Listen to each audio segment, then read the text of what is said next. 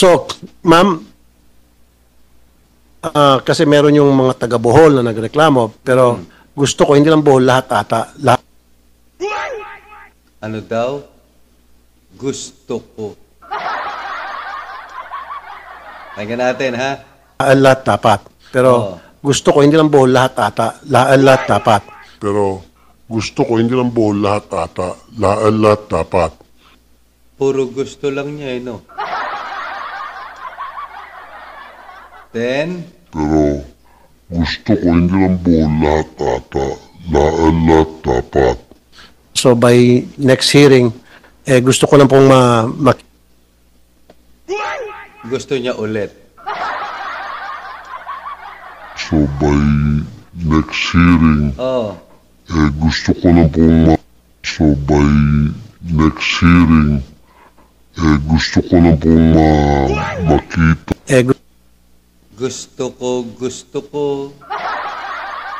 Gusto ko lang pong makita na yung mga ginawa niyong aksyon na para tuluyan na magkaroon ng benefits itong mga kabo at kobrador. Gusto ko.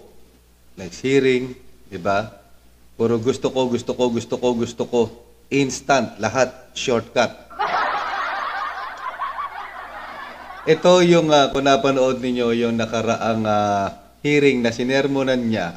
Magkarugtong ito yung bandang dulo. No? Sinermonan niya yung taga PCSO, di ba? Lalo na yung ininsulto niya yung babaeng abogada, no? Dalawang abogado yung dumating, isang lalaki, isang babae. Na ininsulto niya na bata pa daw ito, baguhan lang. Di ba sabi mo, galit na galit ka sa diskriminasyon?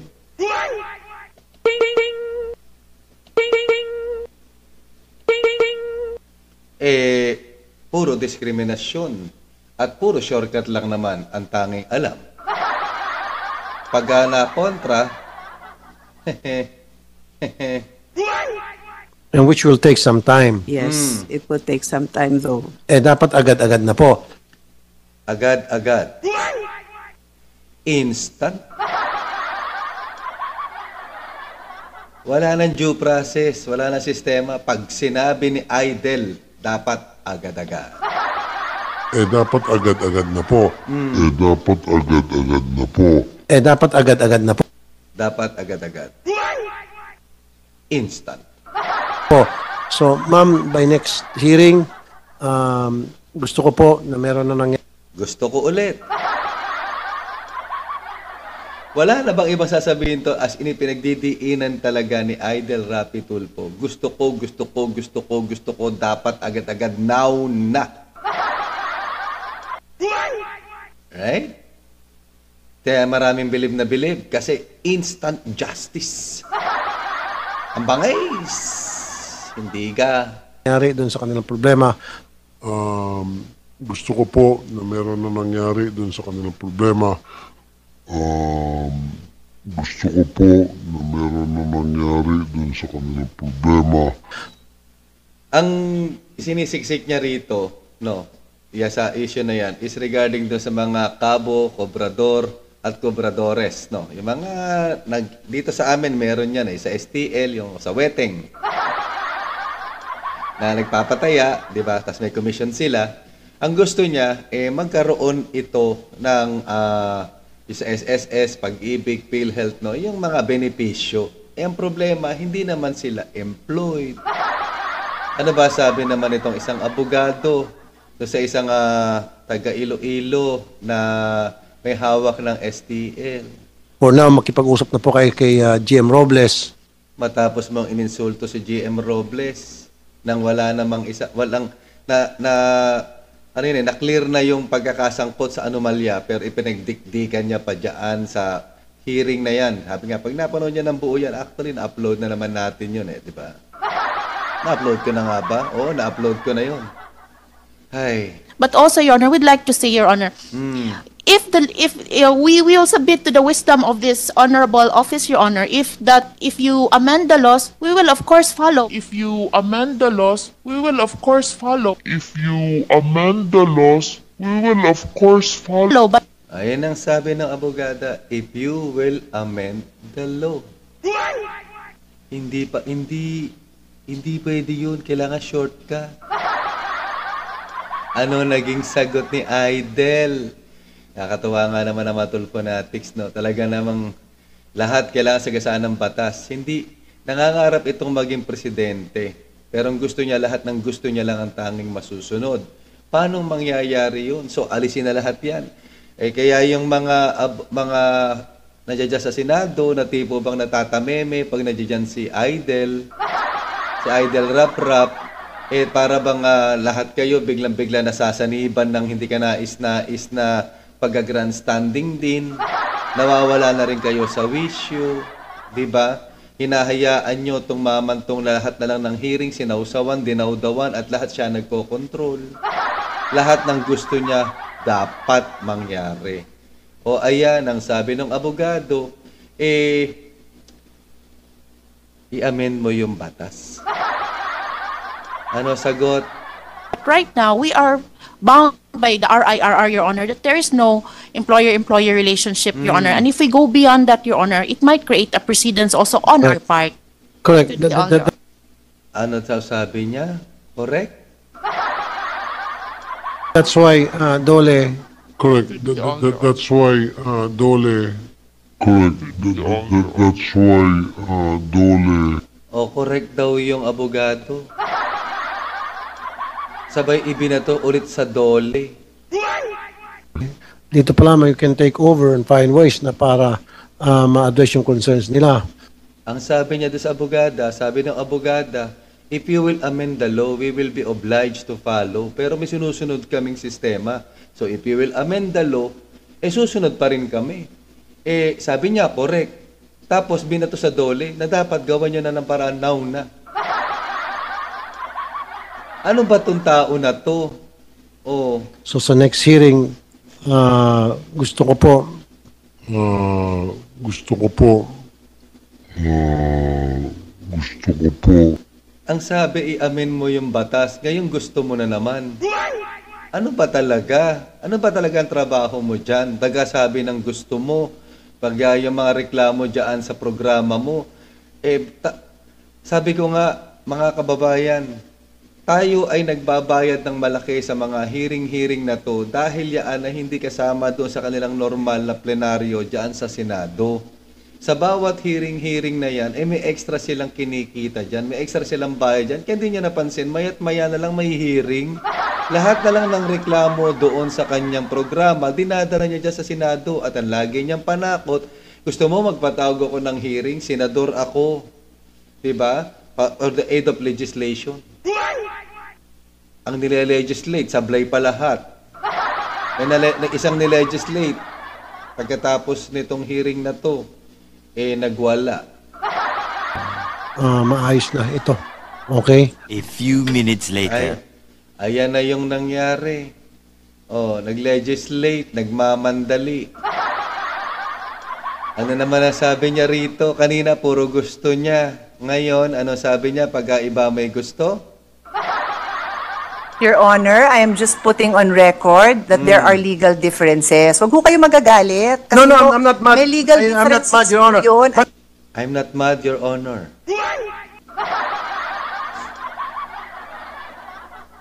Hindi pa siya galit niya. Ayoko kung malito ang gobyerno at ang ating Well, yung mga gobyerno po hindi seafarers. malilito. Hindi raw malilito yung gobyerno.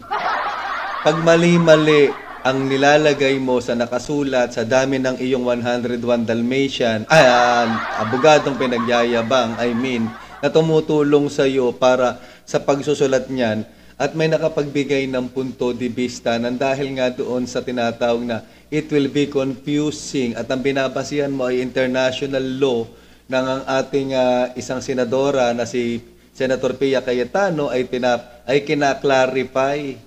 Kasi nga, bakit kailangan gumamit ng mga salitang kung anik-anik para lang masabi na yun na nakasulat dun Sabi nga, ang mga Pilipino ang magbabasa niyan. Huwag mo nang pahanapin pa sa Google kung ano meaning.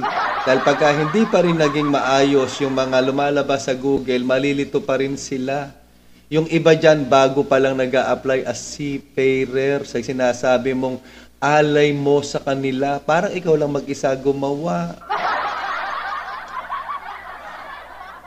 Talaga naman pag credit grabbing, number 1 ka.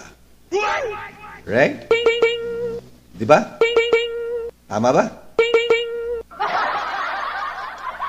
Hindi na siya galit. Ngayon, ito nasabi. I'm sure. Sir, I there are guarantee you, the legal government differences. So if has we do not suspended. clarify, Hindi naman natin pwedeng baguhin lahat dahil sa kagustuhan mo para Hindi naman natin pwedeng baguhin ng lahat dahil sa kagustuhan mo. Eh bakit kanina lahat gusto mo? Gusto ko, gusto ko, gusto ko, gusto ko, gusto ko. Parang nagrarap. Sa lahat ng hearing, lagi mong litanya yan. Gusto ko, gusto ko, gusto ko, gusto ko. Instant mangyari ito. Lahat ng gusto mo. Parang yung kanta ng bata, nanay, tatay, gusto ko tinapay, gusto ko kape. Lahat ng gusto ko ay susundin nyo. Ang magkamali ay pipingutin ko. Ganon. Bakit ka gagalit? Ulitin natin, ha?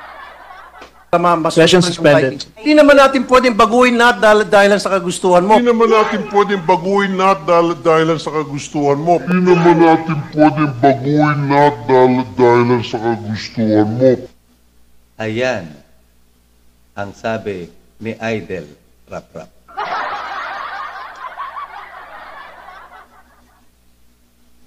Kina-clarify lang diyan, di ba? Napanood na, marami na nagkomento diyan. No? Ito'y dinugtong ko lang dahil talaga ako'y natutuwa pag yung kasing natutukan kasi diyan sa hearing na yan, na parte na sa PAGCOR na yan sa una sa PCSO, na wala nga siyang ginawa na paulit-ulit niyang sinabihan niya pa yung abogada na, bibigyan ka 1 minuto, umiling ka ng umiling hanggang para kang trumpong iikot-ikot. Hindi ba? Diskriminasyon yon. Sinino mo yung mga lagi mong sinisino, yung mga kausap mo, kung bulyawan mo, kung magtaray ka, tapos may lakas ng loob ka pang magsasabi ng gagawa ka ng anti-taray bill? Really? Tapos pag yung iba ang nakakapagsalita, sasabihin mo, hindi ko gusto yan, diskriminasyon yan. Pero wala kang ginawa kundi i-discriminate lahat ng kausap mo dahil nga ang lahat ng bagay, alam mo na. Kalinaw-linaw, sinabihan mo pa yung isang abogado, ng isang kompanyado sa Iloilo na sabi mo, correct. Kaya dapat, bigla pa sabi, ibinato ulit sa dole. Ano ba talaga, Idol Rap? Diba? Yan na lang ba lagi ang makikita ng taong bayan? At tuwan-tuwa naman yung mga bulag na tulfonatics. Tapos yung isang abogado, biglang-bigla, meron ka pang sasabog ang puso sa galit. Pero ikaw, how do you find the choices of words? Tapos para bang yung isa pang pronouncement mo is kahit marami kang ayaw sa'yo o kabangga sa'yo o kaaway dyan sa batas na ginagawa mo.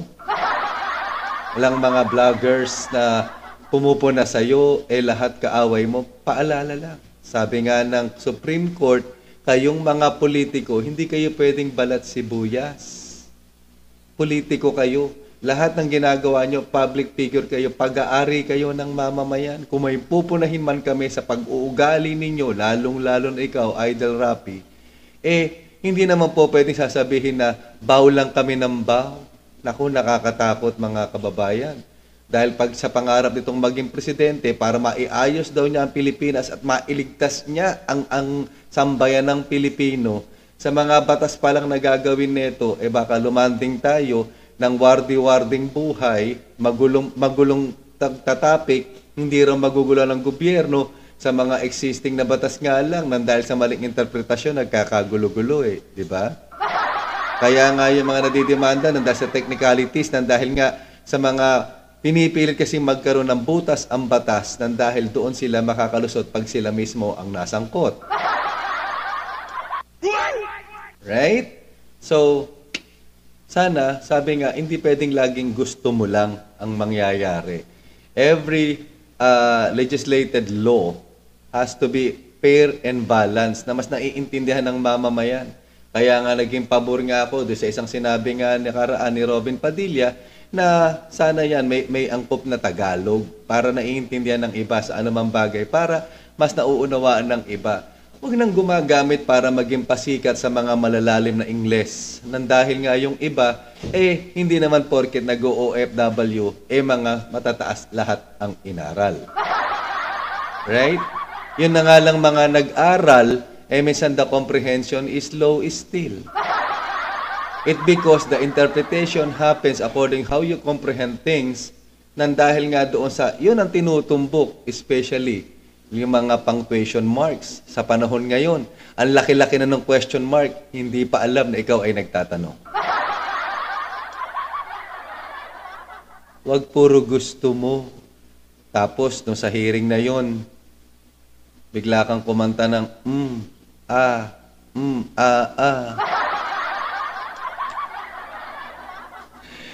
Ayan, nasabi nga natin, di ba? Natuwa lang talaga ako dito, no? Makikita nyo naman yung mga ibang part kasi pinutol-putol na natin doon sa usapin na yan regarding nga dyan sa PAGCOR dahil nga lagi lang naman ang takbo ng kanilang pag-uusap ay patungo doon sa gusto niya. Right? So at the end of it, sabi nga isang paglilinaw lang dahil kinukuha lang natin yung mga parte na upang maunawaan yung mga sinasabi na mga importanteng parte na nga sa ganun hindi naman masyadong maging mahaba. Dahil kadalasan ang gusto ng iba yung mga maiikli ng version. Right? Pero kung ako masusunod, kahit pa 1 oras yung kabuuan na yan, i-upload natin para mapanood mo ng buo. Don't worry, sa susunod, i-upload natin ng buo para mapanood mo. Pero nandiyan lang naman yan. Kung matyaga kang mag-search, huwag kang mag-search ng mga iba-ibang channel. Doon ka mismo sa Senate hearing ka mag-search at panoorin man ng buo. Mahaba-haba yan. Enjoy mo lang. Right? Ayan, so sabi nga, bago natin ipakita itong kabuuan na to ng kanyang mga gusto. Ito po si Dadrick Rapido. At kung nagustuhan mo, kung bago ka sa channel ko na to, please don't forget to click like, leave your comments, subscribe, and don't forget to hit that notification bell and click all para lagi kang updated sa aking mga bagong uploads at maka-join ka sa aking mga live. Himayin at balitaktakan, and please share so we can spread the love and the knowledge. Okay? At sabi nga, please don't forget to follow me sa TikTok at doon marami kayong makakasalubong na kumbardagulan lang ang hanap nyo. Ang ating TikTok channel ay yung Dadrick, The Reality of Life, yung ating original na channel name. Okay, so, tara na. Pakinggan natin itong si Mr. Gusto Ko.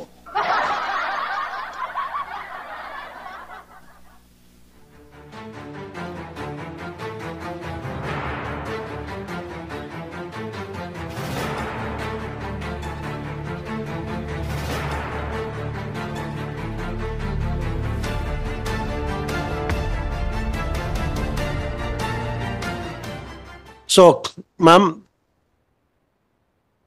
kasi meron yung mga taga-Bohol na nagreklamo, pero gusto ko hindi lang Bohol lahat ata, lahat dapat. Pero gusto ko hindi lang Bohol lahat ata, lahat dapat. Pero gusto ko hindi lang Bohol lahat ata, lahat dapat. Pero gusto ko hindi lang Bohol lahat ata, lahat dapat.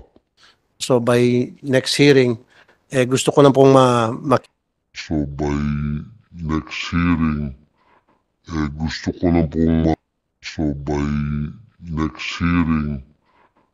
gusto ko na pong makita. Gusto ko na pong makita na yung mga ginawa niyong aksyon na para tuluyan na magkaroon ng benefits itong mga kabo at kobrador. Okay? Yes, Your Honor.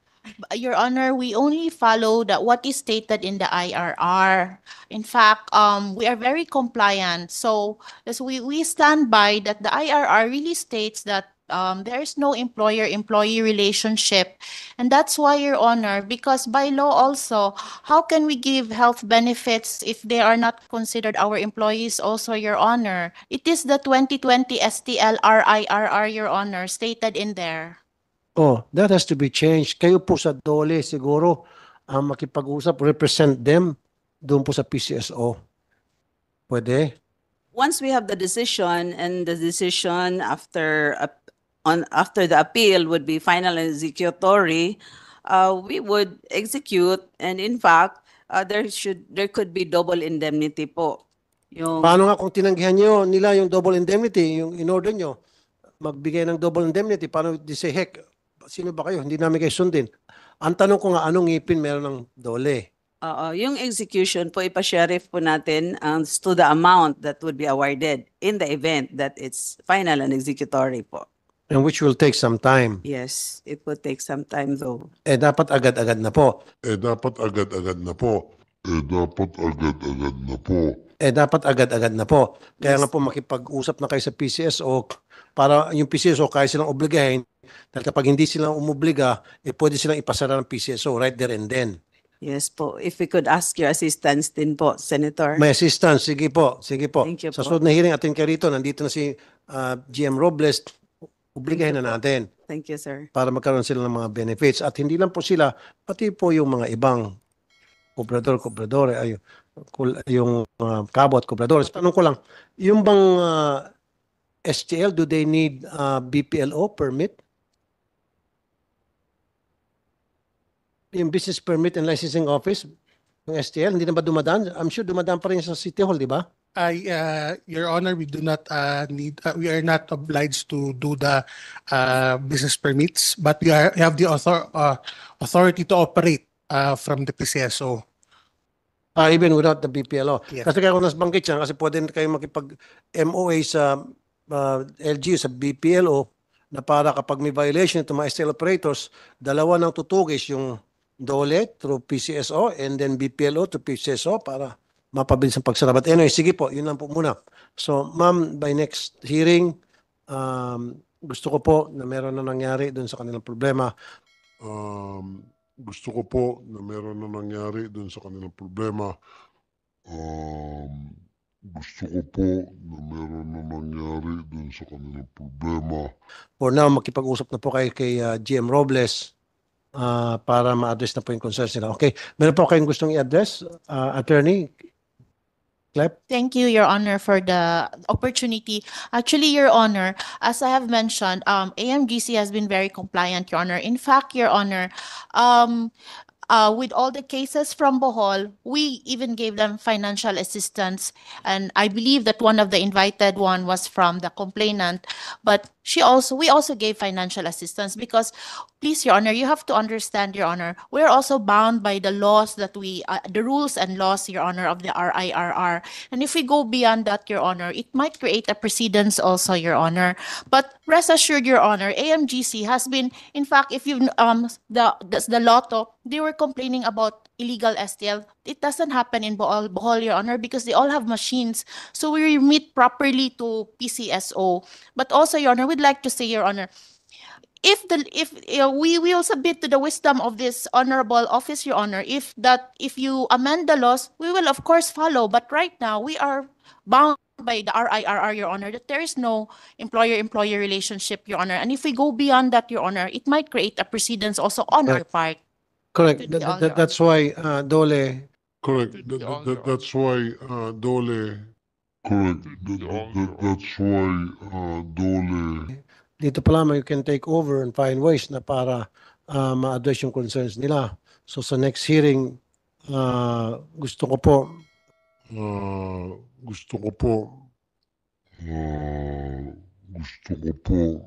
maayos na ito. Okay? By then, nakausap niyo na po si PCSO General Manager Robles. Okay? Sige po, Attorney Clep, Mr. Pabelik at Mr. Petal Corin. Hopefully sa next hearing, ma-address na po itong problema ninyo. Okay? We'll make sure. Thank you po. Thank you po. You're no excuse. Thank you. A few moments later. Your Honor, I am just putting on record that there are legal differences. Huwag ko kayo magagalit. Kasi No, I'm not mad. May legal I'm not differences mad, Your Honor. yun. But- Ayoko kung malito ang gobyerno at ang ating Well, yung mga gobyerno po hindi seafarers. malilito. I'm sure. Sir, I there are guarantee you, the legal government- differences. So if That's we do not suspended. clarify... Hindi naman natin pwedeng baguhin lahat dahil lang sa kagustuhan mo para mas Session suspended. Okay.